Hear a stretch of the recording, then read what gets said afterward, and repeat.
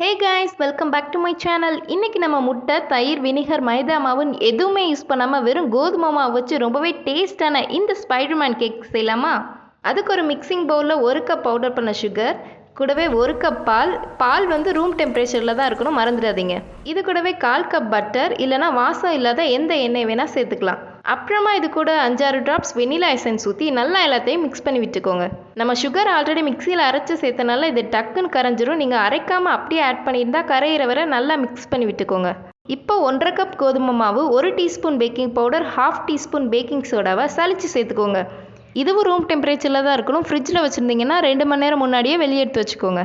இப்போ இதை ஒரே டைரக்ஷனில் கட்டி இல்லாமல் மிக்ஸ் பண்ணி விட்டுக்கலாம். கன்சிஸ்டன்சி இப்படி தான் இருக்கும். அப்புறமா இதிலேருந்து பாதி மாவை இன்னொரு பவுலுக்கு மாற்றிட்டு கூடவே 4 டேபிள் ஸ்பூன் கொக்கோ பவுடர் போட்டு நல்லா மிக்ஸ் பண்ணி விட்டுக்கலாம். இப்போ இது நல்லா மிக்ஸ் ஆனதும் 2 டேபிள் ஸ்பூன் மில்க் ஆட் பண்ணிவிட்டு மறுபடியும் நல்லா மிக்ஸ் பண்ணி விட்டுக்கோங்க. இதோட கன்சிஸ்டன்சி இப்படி தான் இருக்கும். இப்போ இதை கேக் மோல்டில் வெனிலா ஃப்ளேவர் மாவை ஃபஸ்ட்டு ஊற்றிக்கலாம். அப்புறமா கொஞ்சமாக சாக்லேட் ஃப்ளேவர் மாவு ஊற்றிக்கலாம். அப்புறம் கொஞ்சம் வெனிலா ஃப்ளேவர், அப்புறம் கொஞ்சம் சாக்லேட் ஃப்ளேவர், இப்படி மாற்றி மாற்றி ஊற்றிட்டே இருக்கணும். லாஸ்ட்டாக டூத்பிக் இல்லைனா ஏதாச்சும் ஒரு குச்சி வச்சு இப்படி டிசைன் பண்ணிக்கலாம்.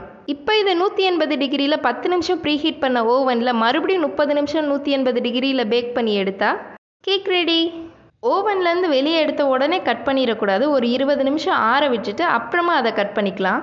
இந்த கேக் 2-3 நாள் ஆனாலும் ட்ரை ஆகாமல் சூப்பராக சாஃப்டாக இருக்கும். நீங்களும் ட்ரை பண்ணி பார்த்துட்டு எப்படி இருக்குன்னு சொல்லுங்கள்.